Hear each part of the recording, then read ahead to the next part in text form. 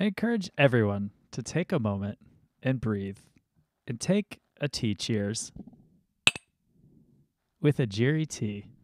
A Jiri tea recognizes the beauty in shared stories and shared opportunities. Ajiri sources award-winning tea from Kenya, employs women in the region to handcraft the labels, and sends 100% of the profits back to the region to support orphan education. Save 10% on your order of Kenyan teas and coffee with the code BeautifullyHuman at ajiritea.com. AJIRIT.com. Tea mugs up. Hello and welcome to the Beautifully Human podcast. I'm Nick Sheesby. In this podcast, I speak with beautiful humans from all around the world, sharing with you their incredible stories, revealing the power in every human story, to spread love and humanity to a world that is in desperate need of it, to show that we can all connect in beautiful ways, no matter where we come from or what we look like. What you will find out is that we are all beautifully human. Let's all be beautifully human. Welcome back to the Beautifully Human podcast. Today I am hanging out with Percy Brown, the most charismatic man in the business, and we have an awesome conversation. Cannot wait for you to hear it. Such a beautiful outlook on life that he has and shares with me and with you all. If you enjoy this podcast, follow along on Instagram at the Beautifully Human Podcast. Follow on Spotify, rate, review, and subscribe on Apple Podcasts so we get this out to so many more people and enjoy this conversation.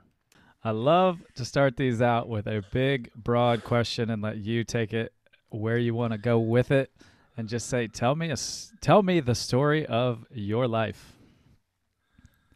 The story of the most charismatic man in entertainment. Yes. Well, thank you for having me. First thing, let me say that. My story is it's actually something I don't talk about often.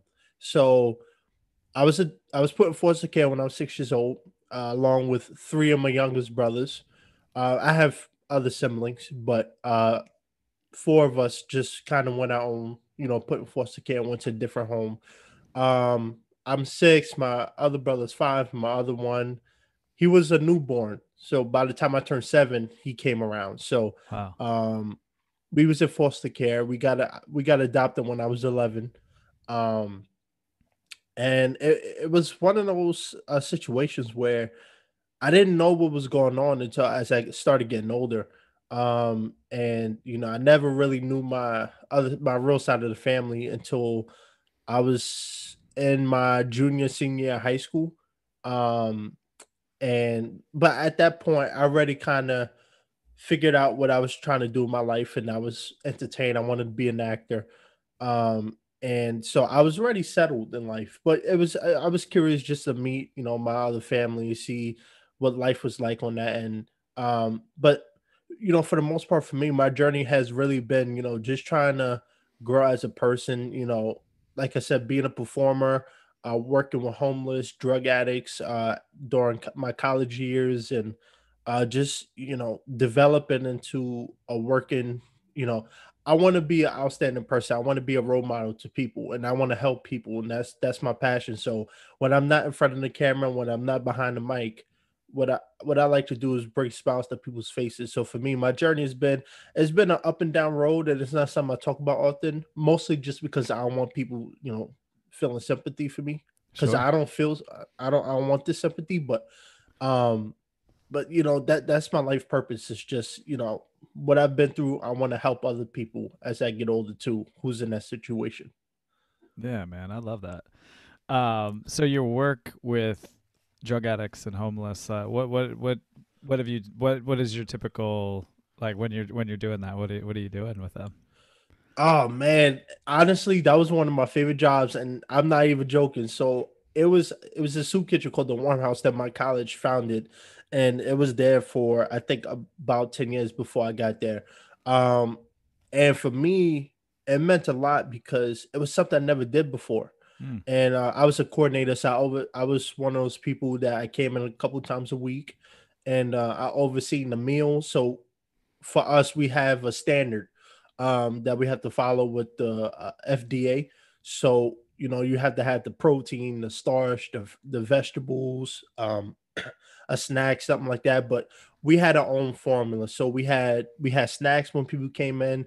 We had dinner, and then we had a dessert. So people came in, they actually got some food. It wasn't just some canned microwave tomato soup. sure. So and what we would do is, the drug addicts, people struggling with addiction, people battling addiction, what we would do is they would come volunteer because we there was a lot of rehab facilities or halfway houses around, AAA meetings, a couple down the street.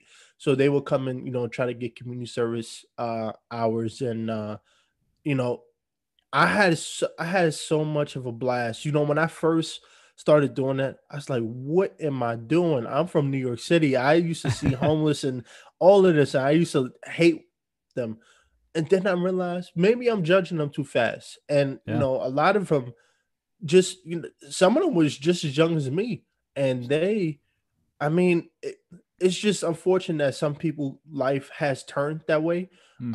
And a lot of it, whether it's a choice or not, that's a whole nother story. Right. But a lot of them coming from broken homes, and they turn to drugs because that's the only outlet they have. And honestly, I went to AA meetings a couple times, just to part of a class project, but just to be curious what that was about, because I know a lot of them wanted me to come, and it was just a community, man. Like, nobody judged. As soon as you walked in the door, nobody judged you, and once you left, people still didn't judge you, because I wasn't there to judge you. I didn't feel I was better than anybody. Nobody felt like they was better than anybody. We were just all there to have a good conversation, a hot meal, and good time. Man, I love that. And I think like I have a personal addiction or battle with addiction that thankfully I'm a little over 2.5 years sober now. And Congrats, man. thank Congrats. you. I appreciate that. But I remember the first person who saw me back as me. It wasn't Nick fucked up his life and he's off and it's all ruined. Someone just looked at me and said, I know you got to get better. Let's do this. And she just dug in and like went for it with me. And I think that's so important. Like you said, you grew up in New York City and you see homeless people, and we all do, no matter where we're at. Even if you're from a small town, you go to a big city, obviously you notice it because you don't see it much. And yeah, you think, oh, it's just they fucked up their life and it's drugs or this. And it's like there's so much that goes into it. But I think it's so beautiful the way you said it. It was a community. They walked in the door and they got a meal. Nobody was better than anybody, because at that point, even if you can't like give money to a homeless person, if you wave at them, look at the smile that lights up on their face, because they were seen as a human. Because I always think there's a mother, a father, a friend. There's somebody out there that might not know where the hell in the world they are, but Right. they care about them. They're a human. And I think that's Right. so beautiful that they walk in the door and they're accepted and they get a hot meal, and it's not just like here's a can of soup, get out of here. It's here's a nice meal. Welcome. Um, You know what I'm saying? Mm. And that's what it's all about. And I can recall at least 10 different names, whether they were, volunteers or just regulars. But it brings me back because I actually just had an audition this weekend about that. And I was telling the story about that, and it's, one of my slogans is a helping hand is a better hand. And I had went into a little detail about how what I would do is, since I moved here 2 years ago, or going on 2 years, um, at my last job, what I would do is that when we would close, I would take the leftover food that we had, and I would just bag them up, and I would go around up and down the street and just give it out to people. And I had a conversation with this guy one time, down on his luck. He was struggling. He came in a couple hours before trying to get a meal, and I hooked him up, and we talked, and he was talking about how he moved here to be closer to his kids, Mm. and life just took an unexpected turn, and he's just trying to get back on his feet because his ex-wife moved out with his kids, and he's just trying to find his way. And it's stuff like that that motivates me, and it's stuff like that that really grounds me as a person. Because nowadays, now ever since I started that job, I've changed my outlook on people. I've changed the outlook on addiction. And I used to be like, oh, screw them, they chose to do that, they deserve. Now I'm like, I understand. Let's talk about it. Let me see what your personal life is about, because I know everybody's journey is different. Not everybody's blessed with parents who make $1 million and can buy them cars. Some people come from broken homes. Some people come from abandoned parents, and so it's stuff like that that really motivates me to keep trying to help other people. Yeah, man, I love that. And it is so true. There's so many different avenues in life. And I think back to the amount of nights I blacked out walking in a city. And there were one time I can remember I was in Idaho and I just fell over in the grass and I was laying there for a couple hours. And I'm like, anybody who's had these crazy stories in life, I mean, I was a couple bad decisions away from being that person, and it's not so far conceived to think that we're all not far from getting to that point. And then to have sympathy of like, yeah, man, somebody takes their whole life and moves across country or something, and then they can't get a job or whatever it may be. And I mean, there's so many ways that can happen so quickly. Life just Most comes at you so quickly. Most definitely. And I always tell people it's nobody's better than anybody else. Of course, you got the celebrities. But even for me, like when I first moved there, I was doing the Emmys and the Oscars, doing food service and stuff. I never felt out of place. I always felt I was amongst peers because that was something I was doing. I'm an actor first, but I also realized that there's good in everybody, and all we got to do, and we helped each other more. The hate that we've had throughout the pandemic has surprised me. We had more hate throughout the pandemic than we did before. Yeah. And I mean, now it's starting to wave a little bit, but I mean, it was just like if we all just treated each other with respect, we'd be in a different situation, but that's not the case. Right. I know. I mean, that's one of the many reasons I wanted to start this is to have conversations with people because I grew up in a small town in Ohio, and just the ignorance I saw coming out of there, just the hatred and just it was bonkers. And they're not necessarily the people that actually listen to the podcast, but I know where I come from and I know the attitudes and the mindset of people there. And it was just so ridiculous, especially, I mean, last 4 years, of course, but then this pandemic just brought out a whole new wave of it. And I was just like, I've been fortunate to travel the world. I've been fortunate to meet a lot of amazing people. And I want to have these conversations because there's people out there that just don't ever hear from another person from a different way of life, a different walk of life, a different country, a different region of this country. And that's why I wanted to have these conversations, to spread around we're all human. We're all human. I mean, yes, it is very different ways of life, but at the end, we're all human. Man, I mean, you just said it beautifully, and that's the key part. We're all human, right? And when I started, my podcast, The Prince of Fresh Air, yeah, it's comedy, it's comedy mixed with charisma, of course, Yeah. that's included. But I sit down with people, whether they're Netflix actors, influencers, 9 to 5ers, or people collecting unemployment. It doesn't matter. For me, it's not about how much followers or how much money you have. It's about what conversation you could bring to the people. Because at the end of the day, we need to have these discussions. And unfortunately, in today's society, we're not allowed to have these discussions, especially on a public forum. Because if you do, you say something people don't like, oh, cancel culture. We gotta get them out of here as quickly as possible. And and I love what you do because that's something that people need. People need. A lot of people want the outlet to speak, right? And they want to Yeah. speak freely. And what we do is very important because not only is it important to us, it's important to the listeners, important to people who come on as guests, because everybody wants to talk. Everybody wants to Yeah. listen to other people, whether they want to admit it or not. Everybody's intrigued. You know what I'm saying? So, Yes, yes, yes. And everyone has power in their story. And I know when I started into my sobriety journey, I started finding that wave of self love and self empowerment. And there's nothing more important than that. So I love just being able to have those conversations. But more for me, it's I want to listen. I want to hear. I want to dive in. I want to let the person come in on, tell their story, and walk it to where they want to go. And then I'll fill in and we'll have a conversation from there. But it's so amazing the amount of people when I ask if they want to do this, they go, "Me?" And I'm like, "Yeah, you, man. You have a story. We all do. And it's beautiful and it's powerful.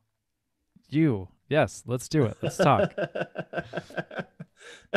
I think it's the surprise factor, because a lot of people feel like if they don't have, 10K followers or a big fan base, that nobody wants to hear their story. And that's not the case, because me and you think alike. It's not about, the followers. It's not about the money. It's not about the clout. It's about your story. It's about what you can bring. If you can, teach, the listeners, or teach somebody listening, something. And that's what I live by. I stand, when I take out the sunglasses and the crazy hair and the charismatic attitude, at the at the core and root of me, I'm a very giving person. And that's what I strive for, whether it's, like I said, whether I'm at work, whether I'm behind the mic, or whether I'm in front of the camera memorizing lines. It doesn't matter to me. I treat everybody with respect, and I try to do that because, like I said, we're all human. We Yeah. all human, and that's what it's all about. It's not about being, the biggest and baddest or the most charismatic in the room. It's about being able to make other people feel welcome and comfortable, and that's what's important. Yeah. Yeah. I mean, at the end of the day, when it inevitably happens for all of us when we pass along to whatever comes after, I mean, you have to sit there and look at your life and say, what value did I bring? And that doesn't mean monetarily. You don't take your money with you.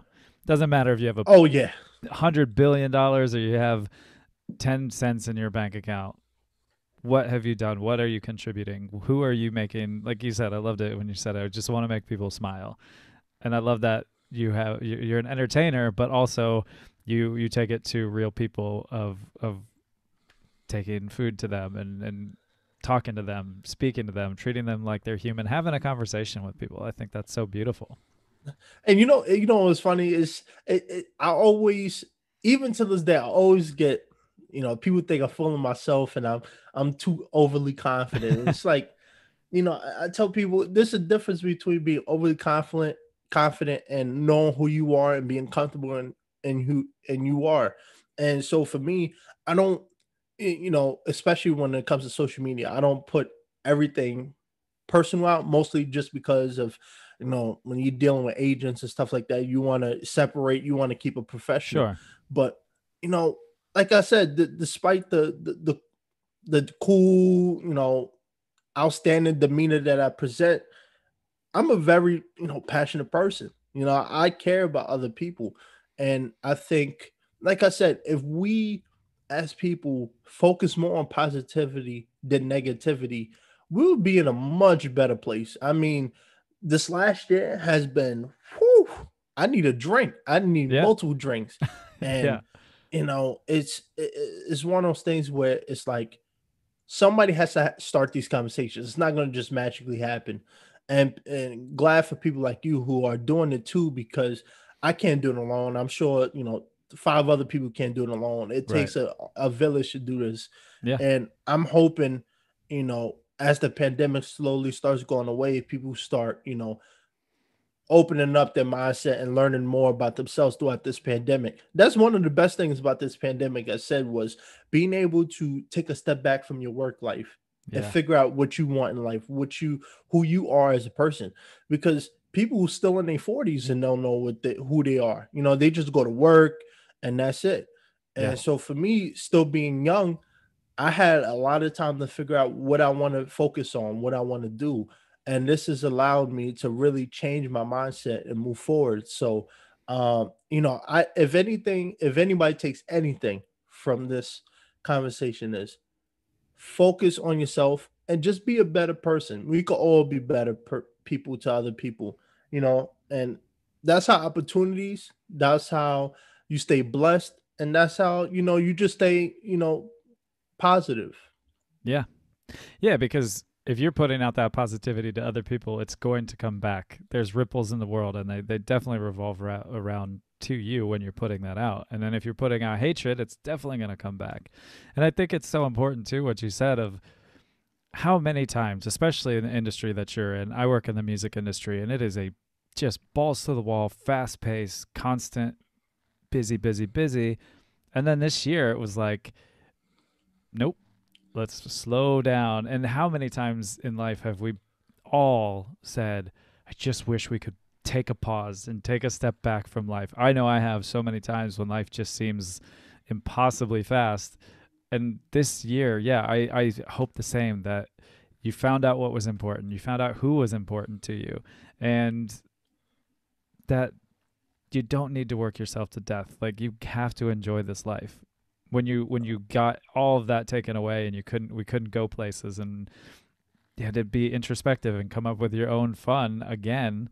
It was like we were kids again. We had to figure out what to do to keep ourselves entertained for a very long time. Probably a lot of bad habits came out of that for some people, but I'm hoping people just learn to value their time, and moving forward will value their time, value people, because we didn't have that connection. I mean, this was the typical connection between people during the last year or so.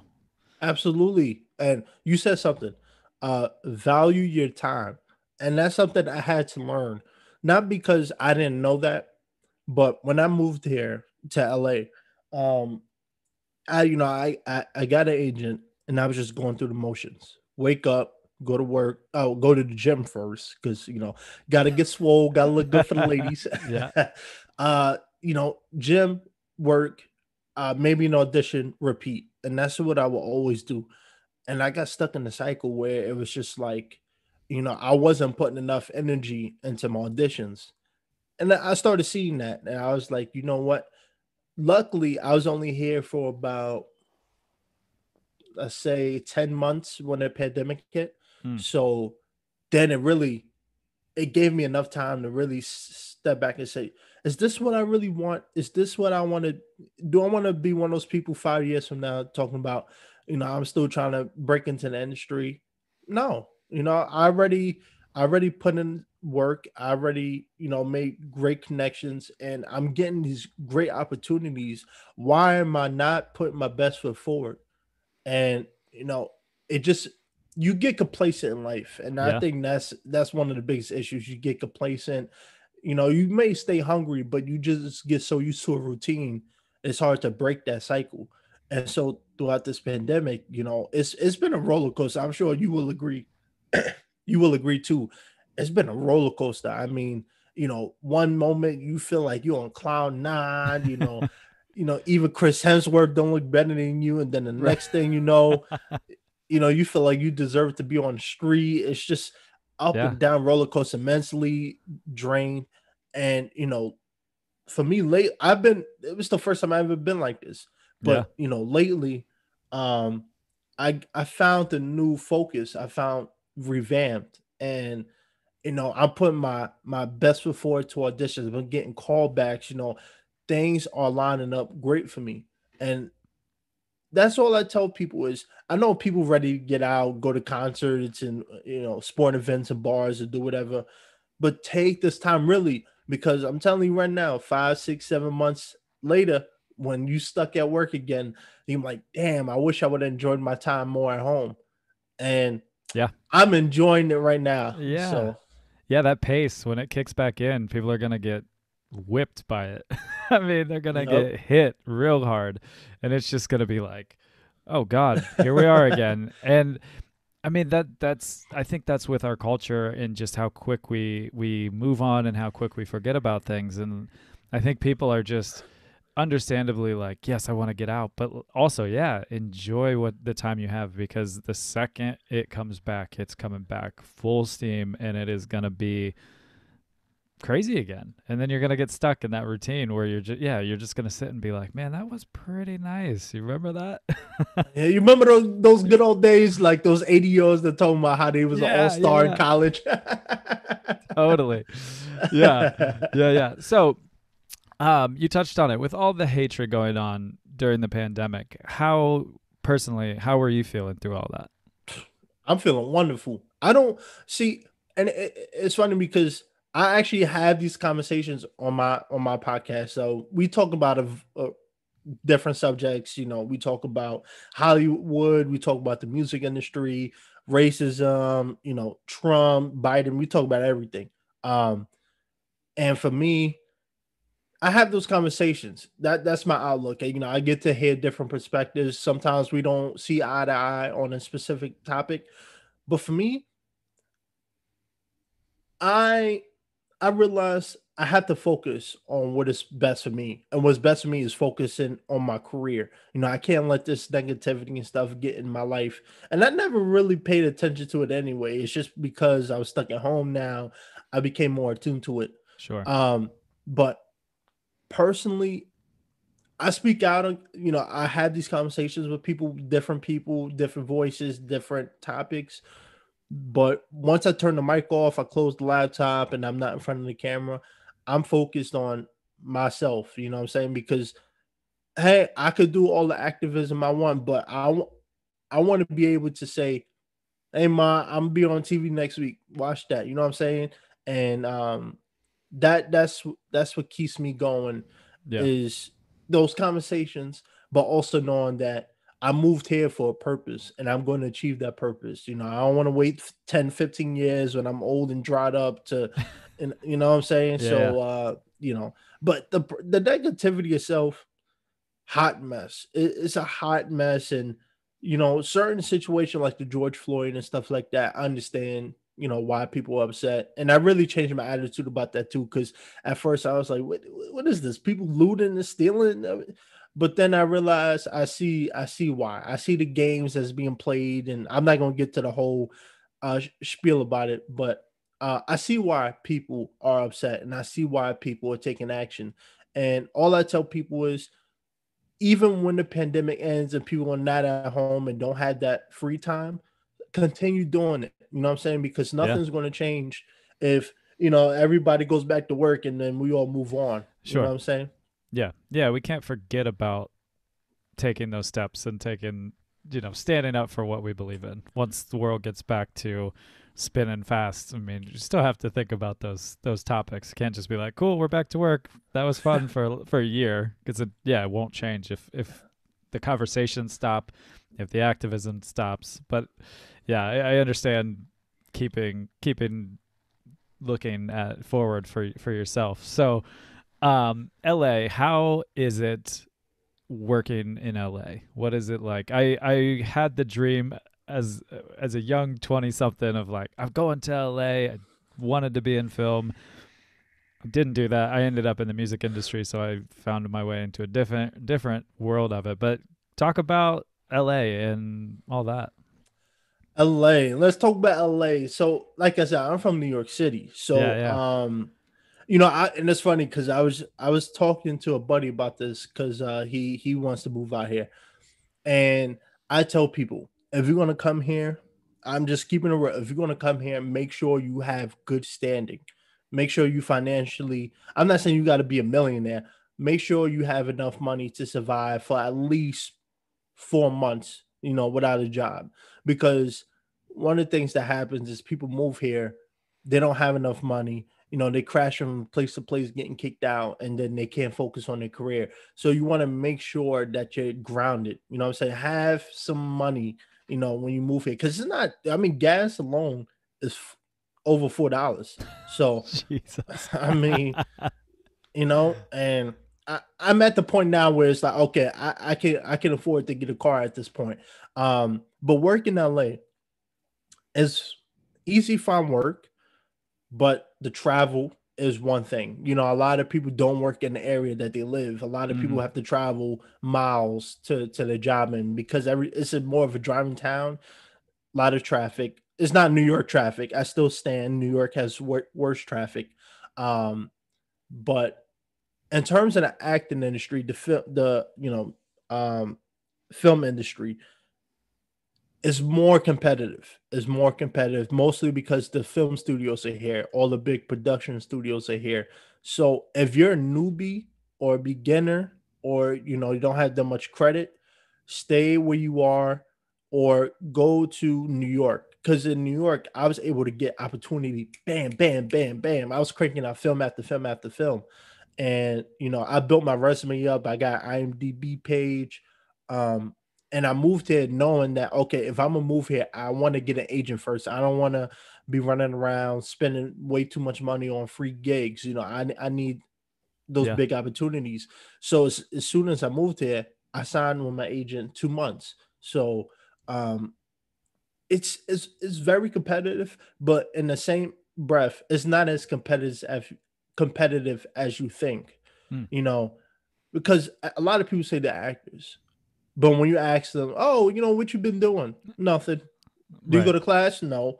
So it's like, you're not really an actor. You're just in love with the idea of being an actor. Because I can't imagine going, 4 or 5 years without doing anything, or going to one audition. You know what I'm saying? So um, it's competitive, like I said, especially when you auditioning for Nike, Amazon, HBO. I mean, it's Yeah. competitive. You got to bring your A game, but there's also less competition in the sense that, yeah, there's people auditioning, but a lot of them aren't taking it seriously. They just Mm. doing it for the fame. So Sure. Yeah. um it's a balance, man, and it's tough. And I try to explain to people who aren't in the industry. They're like, oh, come on, man, where you at, man? You've been going to audition. It's like, again, it's not about me. I know what I can bring, but Sure. it's way too many different people in the room who has that decision. And Hmm. ultimately, the executive producers, the director, those are the ones that make those choices. So it's not up to me to book these gigs. Well, it is up to me, but it's not up to me to say I'm getting that role. It's up to them Right. saying you're going to get the role. And a lot Yeah. of people don't understand that. It's like, oh, you've been doing this and this, and it's like, I'm putting my best foot forward. It only takes one opportunity though. So, luckily things have been picking up and going well enough that I feel like this year just might be the year of the most charismatic man in entertainment. Hell yes. I'm excited, dude. I'm excited for you. Um, all right. So I want to ask too, when you were younger, when you started figuring out that this is what you wanted to do, talk to me about that. What was when was it, and like what kind of stuff were you, what, like your productions back then? What did that Oh, look like? oh, good times. Oh man, good times. So I end up in eighth grade. I started seventh, eighth grade.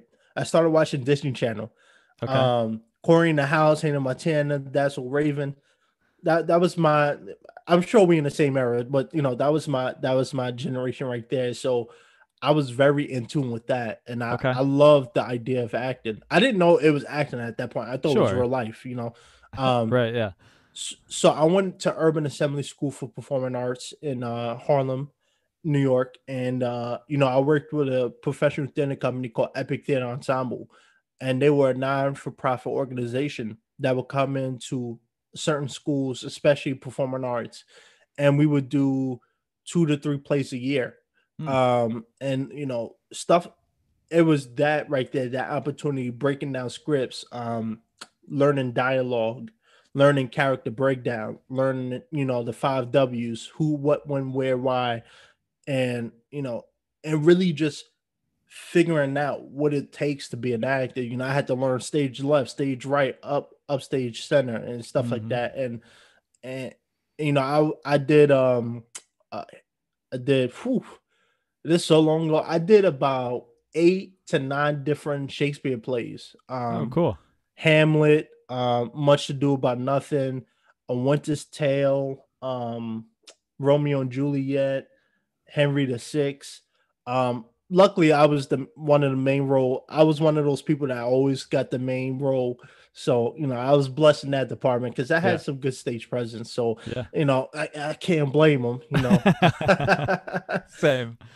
And I met my buddy Odysseus while I was in high school, and he was fortunate. He started when he was 3 years old, so Mm. he helped me a lot because I was still trying to figure it out. He's already at that point. He already did a couple national commercials with Toys R Us and Burger King and different people.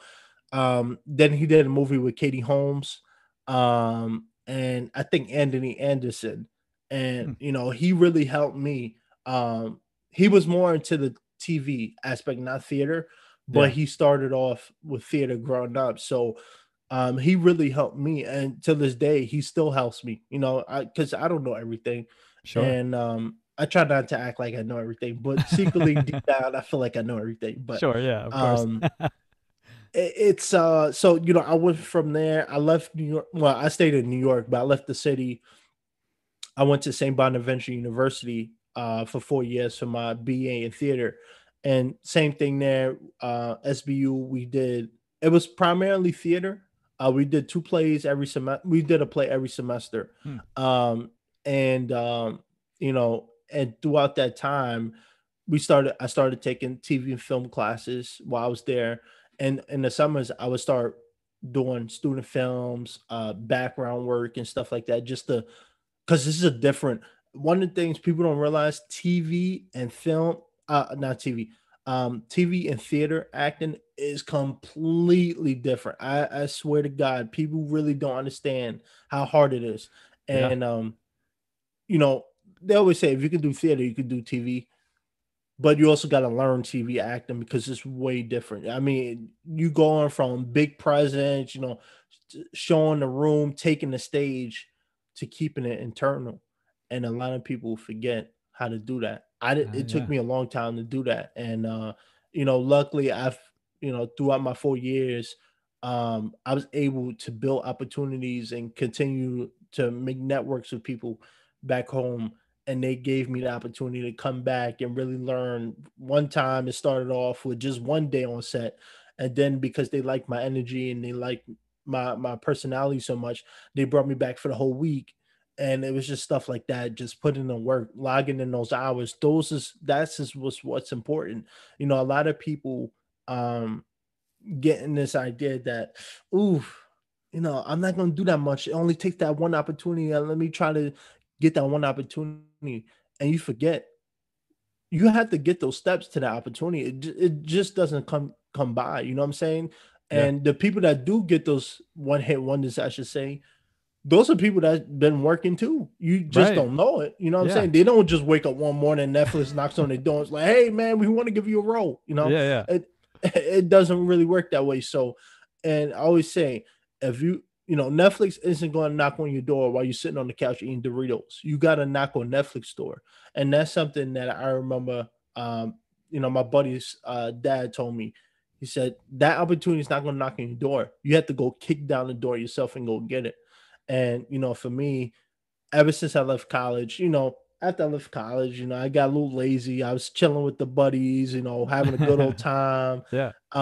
Then I still act, but I didn't put my best foot forward, right? But Sure. I was still working, and then I I made that effort. It was like, you know what, it's time for me to challenge myself and get to the deep waters. These student films and stuff is great, but it's time for the big stuff because I already started at that point. I already started doing feature films and doing more budget movies, and so I said, you know what, it's time for me to level up. I can't stay on this level forever. You know what I'm saying? And after I would say 10 different projects, TV film related, I said, you know what, it's time for me to move up. And so now I don't now because of the pandemic, I'm more willing to do, student work just because, just to keep the tool sharp, keep Sure. working. Cause I Yeah. always feel like class and stuff is great, but you learn more on the job. So Yeah. if I can just do smaller stuff, just to keep the tools working, keep the mind sharp, I'll do that. But now I only do big projects. Whenever I get auditions and callbacks, it's for big companies, big roles, big opportunities. And it's not about the money. It's the fact that it's time for me to level up. You know what I'm saying? Yeah. I don't want, like I said, I'm still in my 20s, still 25. So I have a lot of time to keep building, and I want to build as quickly as possible. Not one hit, try to get as famous as possible, but I want to get those reps in because I want to get to an age where I don't have to work another job. I don't have to worry about how much, what job is going to pay my bills. I Yeah. want to be able to make my money from my career, and God willing, it'll happen in the next few years because I'm optimistic. I'm not a fool. I know this takes a time. I mean, Yeah. I've been doing this for 10 years, so I know it takes time to do this.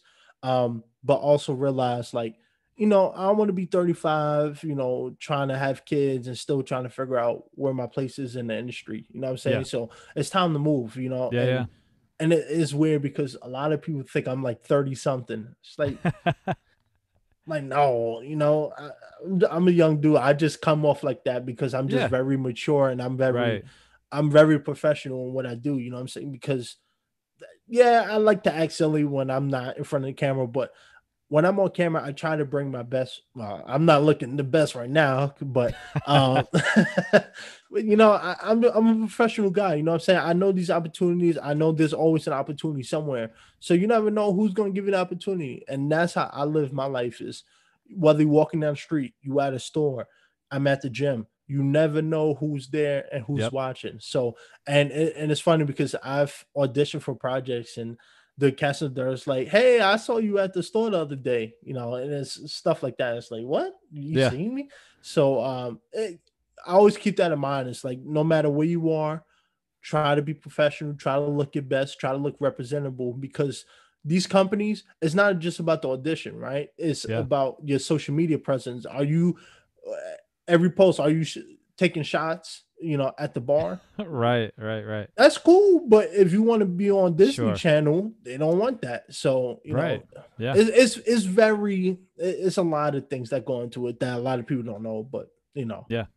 I mean, it makes sense because if they're putting you as a public figure for them, they don't want you to just be the drunken asshole every every night. I mean, it doesn't mix, So it's kind of comes with the territory of putting yourself out there to be a face for a company and whatever you get hired on for. That makes total sense. right, and I've had these conversations. My buddy, he came on Minds, and I talked to a couple directors and other actors, and that's one thing I always tell people: make sure you keep it professional. What I do on the mic and stuff, that's separate from that's what I do. That's Yeah. my, but also realize too that in the off chance that someone does listen to it, that's of importance. I want to make sure it's still in the realm of, all right, he's not, too crazy. He's not a conspiracy theorist. He's not Sure. trying to start Yeah. trouble. You know what I'm Yeah. saying? Because, like I said, this career is more important to me. So, Totally. you know, I have to watch what I do online, and a lot of actors forget that. They forget about that. I understand we're young, but if all you do is do belly shots and doing stupid things on Instagram, have a separate page for that. Try to Yeah. keep it professional because, like I said, Totally. Disney Channel, like I'm saying, I'm not to my own horn here. I want people to get advice when I auditioned for Nike, Coca Cola, Adidas and stuff like that, they want to see your social media, right? And they want to see what you're all about. So Hmm. if it's clean and crisp, it looks better for you. Because Yeah. if you're gonna be on the advertisements, they want to make sure that when people look you up or find you, you're not just some dude who's just drinking all day, getting drunk. They want Yeah. to make sure you're a good representative. Same with Disney Channel, the most PG friendly company out there. You want to make sure your profiles you look professional. You look Yep. like you're an actor. You don't look like just a dude trying to get famous. And um, that's one of the lessons I try to teach people is no matter what, stay professional at all times. But Yeah. It's good advice. Totally. Totally good advice. I should get paid for this. No, Yeah, I'm man. kidding. Giving out for free. Yeah. Do you have any either awesome or funny stories from when you were younger and you were acting, like just a production that went just completely awry, or just something silly from when you're younger? I got. Let me tell you something. I've I'll never forget this one girl. Oh my god, I don't know what happened. So this would have been my sophomore or junior year in high school. We were doing Much Ado About Nothing. I was Don Pedro, and it was me and another guy. He was Don Henry or something. I can't remember his exact character name. So it was a two-person scene, and this was off Broadway. So we was at a theater in downtown, I think around 42nd Street. So it was family friends, but there was also people who came in and got tickets to come see it. Packed house, and scene was going. First of all, the dude showed up while late for his entrance, so I was stuck on stage by myself. I gave him the cue, but he didn't come out. And with Shakespeare, you can't improvise. You can't just Yeah. improvise it on a quick rant. It has to make sense. So he he came out 30 seconds late, and a Ooh, lot of people may say 30 seconds. That's not that long, but on stage, dude. Yeah. I mean, even 5 seconds is too long. And Yeah. so I don't know how I did it, but I paced around and I was acting like I was thinking. And I said the line again, maybe I said the line maybe three different times. And then he finally ran out because I looked out to the corner of my eye and I saw him pushing him out. So he came out. Scene was going good, and then this girl off to my stage right, she was on the corner of the stage, and the lights were gonna come down on us, and the lights come on her. She was gonna do like this monologue directly to the audience.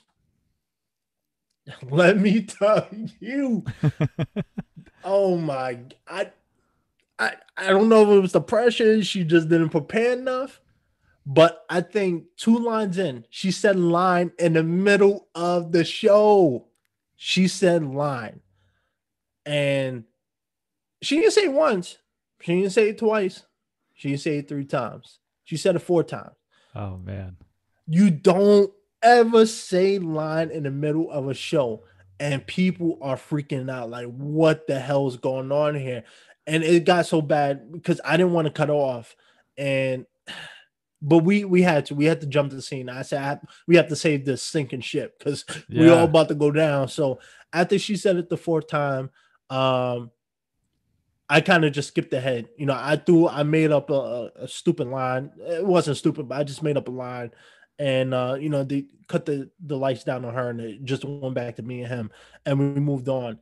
And it was in that moment where it's like, man, I need to work with professionals because yeah, it was a student film, but people paid tickets to see this, you know what I'm saying? And Yeah. Yeah. for me, it's very important how I look on stage, and I like to be presentable. I want people to enjoy themselves, and it's stuff like that. It's like needless to say, she didn't do another theater gig Sure. again. But it's stuff like that. It's like, how in the hell did that happen? First, someone missed their line.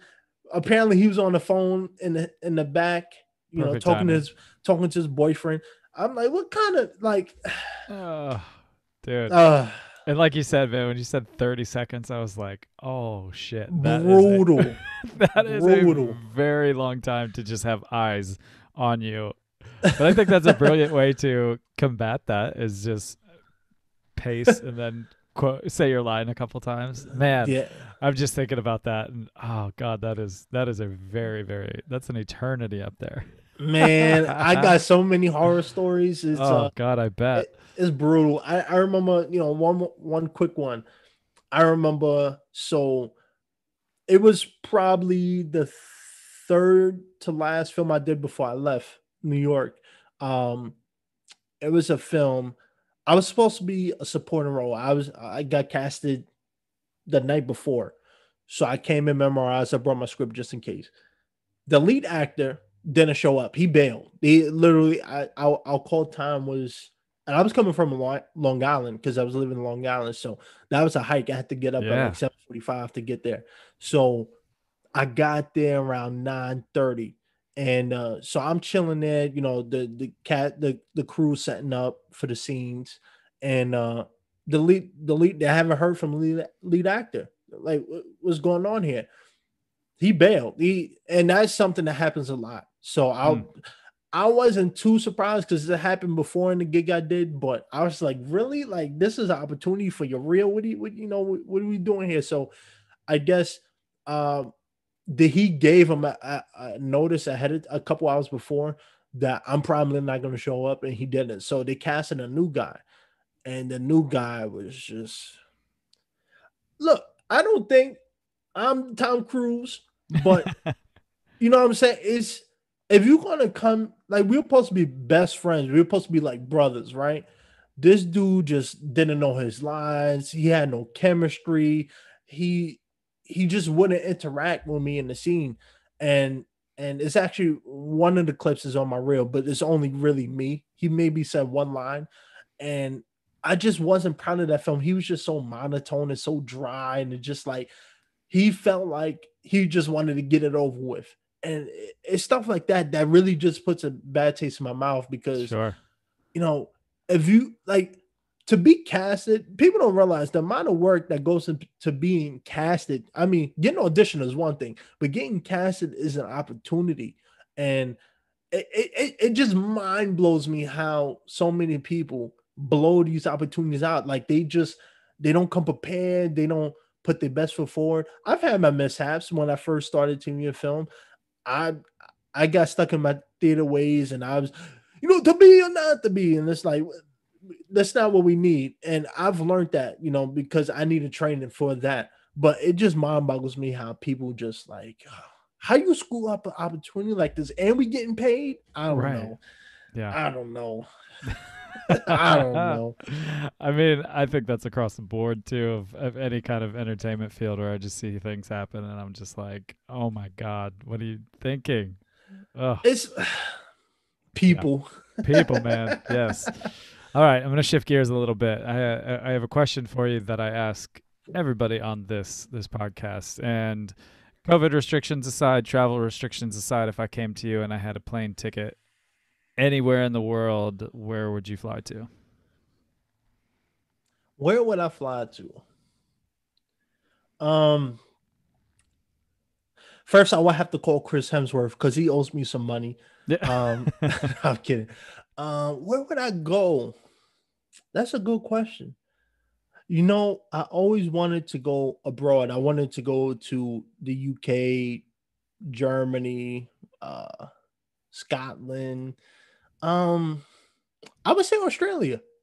I would Nice. say Australia. Yeah. I don't know why, but I've heard great things about that place. And I've heard they have a great market out there. I believe everything's cheaper out there anyway too. And you know what? Scratch that.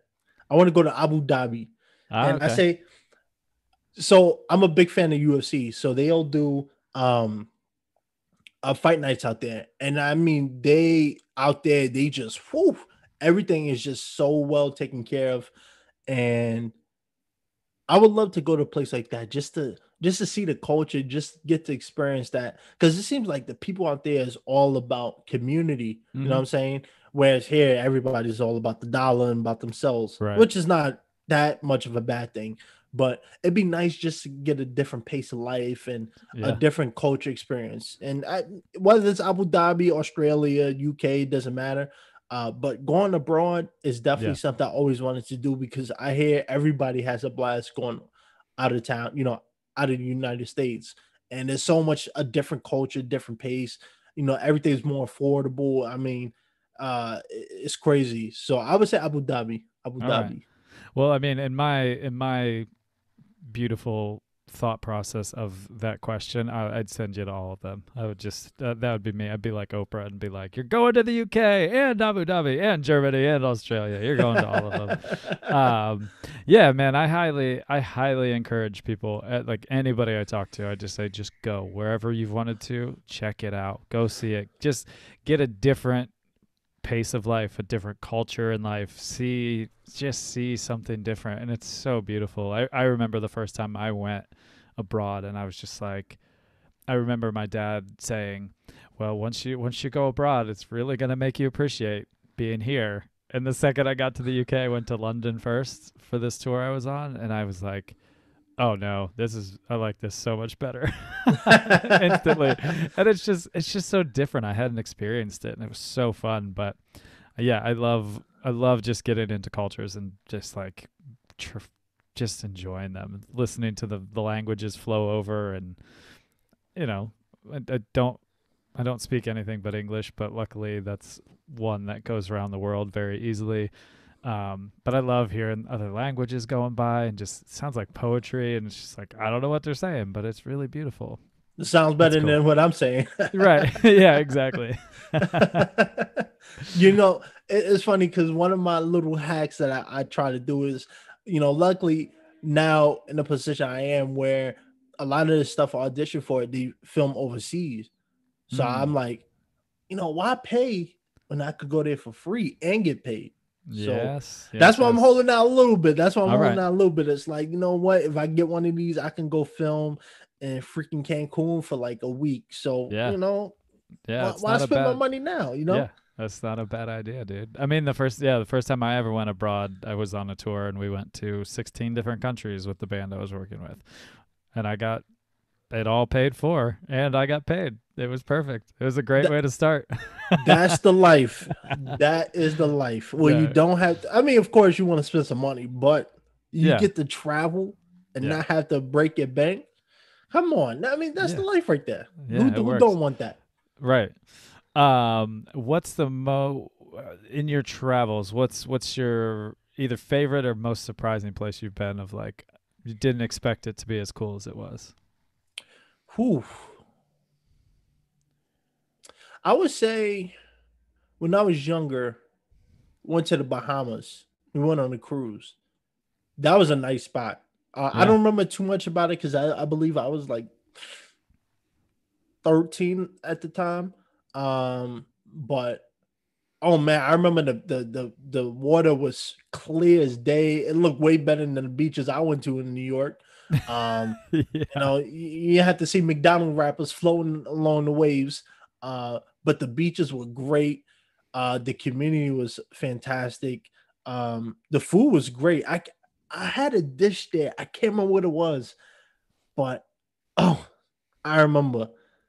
I was like, you know what? If I put on weight, I'll be a happy man. And like it was such a great time, going there. It was the first time I ever had the chance to go outside of the country and let alone just leave New York. Because the Yeah. first place we went to was Florida. That was a hot spot. Never been to Florida before besides that one time. And Florida was a treat. That was a good place. But the Bahamas really stood out. Mostly because how clear the beach was. It was Yeah. just like, when you get used to the New York style beaches where Right. everybody's kind of out of shape and food all everywhere, and you could barely see 2 feet into the water. Yeah. Oh man, stuff like that you kind of just remember just on principle Totally. alone. Yeah. Yeah, I went to the Bahamas for the first time in 2020. I was working on a cruise ship with music festivals that were on the cruise ship. And man, it was so cool. My partner and I, we got off the ship and we walked and we went to what the locals that we met said like over the hill, which there's a hill that like separates the more touristy spots to Nassau proper. And we found this vegan restaurant that was down the way, and it was like, I'm gonna go get some vegan food in the Bahamas. And then we met this dude who I've become pretty good friends with named Cliff. And man, like just the joy of the people in the Bahamas. It was so like I'll never forget it. I'll never forget how happy and joyous everybody was just like walking by saying hello and like I said, Cliff, who we just met in the restaurant, like he's been on the podcast and we send messages like once, twice a week. And yeah, man, just the joy down there. It was really beautiful to see. I loved Oh it. man, cruises are like I only been on one, and I'm looking forward to going on another one. I was trying to go on one this year, but we'll see how I might have to. I think I'm gonna go to New York first, see the family. Yeah. But I remember I went. It was the Carnival cruise. We left from Lower Manhattan, and I remember pretty much almost everything. I remember how beautiful the elevators was. I remember they had a game room, and they had all the game systems. So Yeah. we was going there and play games all day, unlimited ice cream. I Dude. remember the chocolate lava cake. Oh, Oh, oh man, I'd That never had something as good as that. Like just a nice like brownie like cake with just mad chocolate fudge. Oh my, like dude, that's a kid's dream. You're just talking man, teenage 12, 13 kid. years old. Come on, dude, forget Come about it. on. I'm never Come leaving on. the game room. I'm eating all the cake. Man, my that was the time my mom was like, get out of my hair, get out of my face, go do what you ever you Yeah, want. And I made a lot of friends there. That had little like club like parties for the kids. Yo man, that was one of my favorite moments of all time. Like that cruise right there holds a lot of memories to me because I yeah, also got really tanned. I looked really crispy when I came back, but it was worth it. And it was yeah. mostly because I didn't realize I had to put on sunblock, so Sure. I got a lot darker than I was anticipated. But the food, the entertainment, being able to like 2 o'clock in the morning, you and your buddies and the family just like, yo, we hungry, getting a fat ice cream sundae. Oh man, like Yeah. it. I hope everybody at least has the opportunity to go on one cruise. I don't know how every cruise works, but that cruise, it was like, you paid. I don't remember how much my mom paid for it, but I know it was in a thousand range. Um, and like, oh, it was worth it. It was the Yeah. best week I ever had in my life. Oh That's so good, man. dude. That's so good. I know. I never went on one until 2019, and I was much older than that. But I can imagine as a kid just being like, oh my God, all the Man, buffet, the games, just the pool. Oh, awesome. good times. And you're Yeah. not that, yeah, I mean, you're young, but you're not that young that you can't Right. enjoy yourself. You can just go out Exactly. with your friends and have Yeah. fun. Man, like if I do it now, it'd be better now because I'd be old enough to, deal with, the adults, at this time. Yeah. But I was still going to game room. Right. I still love my games and eat Totally. ice cream 2 in the morning. Come Yeah. on, man. Like, Yeah. when I'm 30, maybe my life will change. But right Who now, this is knows, the dude? time to enjoy. Yeah, dude. I mean, I think that's something people lose in life too, is just that play that we had as kids. I think Oh people yeah. get so serious and they get so focused and they get this and this and this, and it's like, dude, you gotta enjoy too, man. You gotta give yourself that time to just be a kid and be free and let your mind wander and just have a good time.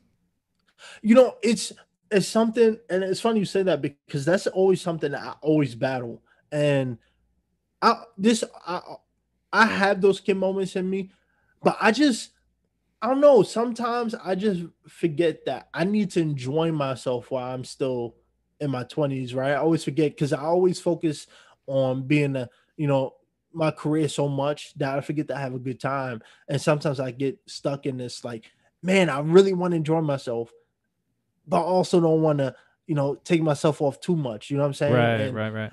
and and and and, and it sucks. It's one of those things where it's like you have to. It's a lot easier. So one of my buddies back home, he has a traditional job, and he parties all the time and travels.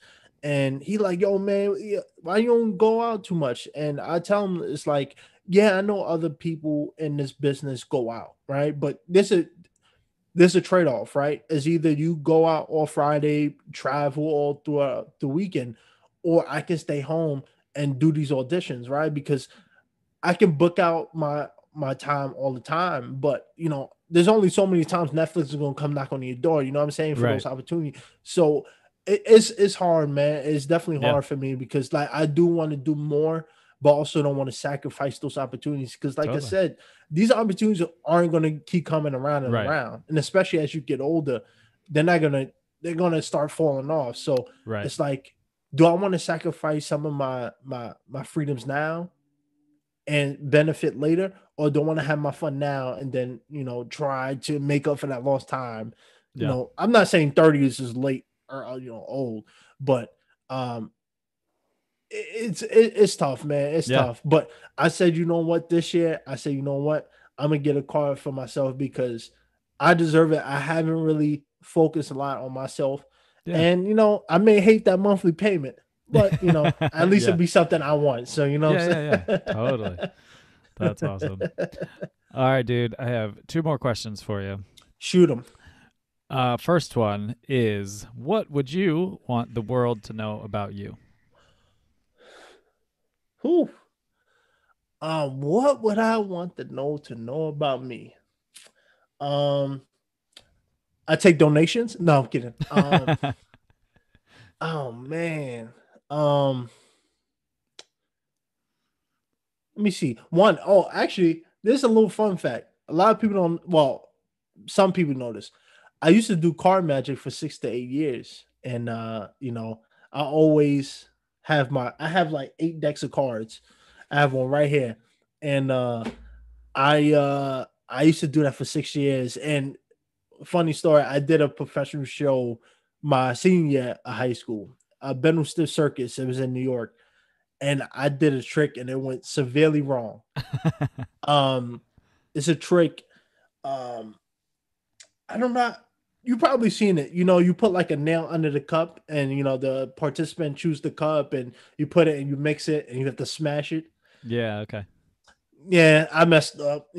On the last turn, I messed up. I was almost done with the trick, and I got too confident because I was in front of an audience, and I stabbed myself right here. I still have a little Oh, dip. damn. I didn't have to go to the hospital, but I remember being on a train pouring blood and people wondering what the hell happened to me. Sure, yeah. Um, but yeah, card magic means a lot to me. It's something I don't do it as much anymore because it's one of those. I think it was one of those really cool phases. Sure. But I still do them. You know what I'm saying? I still have my cards. I love that. And another thing, I am not Little Yachty. So let me tell you something. Ever since I moved to LA, right? People stop me on the street all the time, especially when my hair's out. Um, and they think I'm Lil Yachty. I don't get it. I was at the gym not too long ago, like 2 weeks ago, and so I'm like, yo, man, you Lil Yachty, aren't you? Like, what? No. But no, all jokes That- aside, that actually happens quite often. That's too Um, funny. Let me see. What would the people not, um I don't know. I usually just keep everything. You could pretty much find me what's happening with me on social media because on that aspect, I like to keep people posted and updated on that. So I'm not. I think my initial story about being adopted is something Yeah, that a lot of people don't know and still don't know. Because it's something um I don't want to use that as a way to gain sympathy to get sure. auditions, you know what I'm saying? Yeah, Or get opportunities. I want people to get me just because I'm right for the role. But I'm also starting to realize in this society that sympathy is the great way to, move along. So I might yeah, have to start spilling the story. yeah. I'm about to leak this to TMZ. Right, right, right. Oh, man. All right, brother. And last one. If you had the ear of everybody in the world, what would you say to them? A helping hand is a better hand. And um it's something I created it last year. And even though it's catchy, what it means is if we all helped each other, we would all be in a better place. And it's something I learned at my time at the Warmer House and my journey where like I said, it's all about treating everybody with respect, whether it's the cameraman, whether I'm at work, whether it's a customer, whether it's a podcast. I treat everybody with respect. And I think if we all did that and we all helped each other out, we would be better. So that's what I mean by a helping hand is a better hand. And I hope even after the pandemic, it'd be better now if we started now, but things take time. But Yeah, I would say, if you know somebody in your life who's struggling or needs somebody to talk to or just need a help, be that person to help them because you never know what people's going through. You never know what kind of advice or help that they need. yeah, And we all fall. I don't care how much security you feel, how great you feel. we all have those moments where we need some help. You know what I'm saying? Whether we want to admit it to people or not. Yeah. There's been times where I'm stuck in my room and I need some guidance. I need some help because I'm out here by myself. All my close friends and family is back on the east side. So we all need that helping hand. And that doesn't mean financial. It doesn't mean, buying people food. Just meaning give somebody some advice, try to, give somebody some positivity because it can help them. Yeah. And when you need it, hopefully somebody gives you that helping hand. Yep. And that would be something. If anybody takes away from this, a helping hand is a better hand. Yeah, man. I love that. I think that's so good. I'm glad you brought that back around. I wrote that down and I was like, I like that. I think I need to that's so trademark good. that. Totally. That's a good one. Need a $10,000 paycheck now. Yeah. Boom. All right. So everybody listening, where can they come find you to follow along with you? Yes, if you want to follow me, it's going to be a $2,000 fee to join. No, I'm kidding. You can find me on Instagram at Mr.NoDaysOffPercy. You'll never miss this hair. I mean, it kind of stands out. It's a little laid down today, but at Mr. No Days Off Percy on Instagram. You could check me in some on YouTube as Prince of Fresh Air. You'll probably recognize me too from the Jubilee videos up there too. You could check out my podcast, The Prince of Fresh Air. It's available on Spotify, iHeartRadio, Google Play, Apple Podcasts. I'm just the most charismatic man in entertainment. That's all I gotta say, and that's the bottom line. Boom. I love it. Well, thank you, dude. I'll put all the information in the show notes so people can click on that. But dude, I appreciate your time. It's so rad to chat with you. I've been looking forward to it, man. So cool. Oh, it was a great conversation. It's better than sleeping and watching Steve Wilkos all day. So Steve. All right, dude. Well, have a good rest of your day, and yeah, man, I'll talk to you soon. And hopefully I'll get out to LA sometime and I can actually meet you in person. That'd be rad. Oh, that would be fantastic. And like I always say, a helping hand is a better hand. Thank you, boss. See ya. Thank you for listening to the Beautifully Human podcast. To hear more beautiful stories from beautiful humans, follow us on Spotify and rate, review, and subscribe on Apple Podcasts. Follow us on Instagram at the Beautifully Human Podcast. Peace signs up.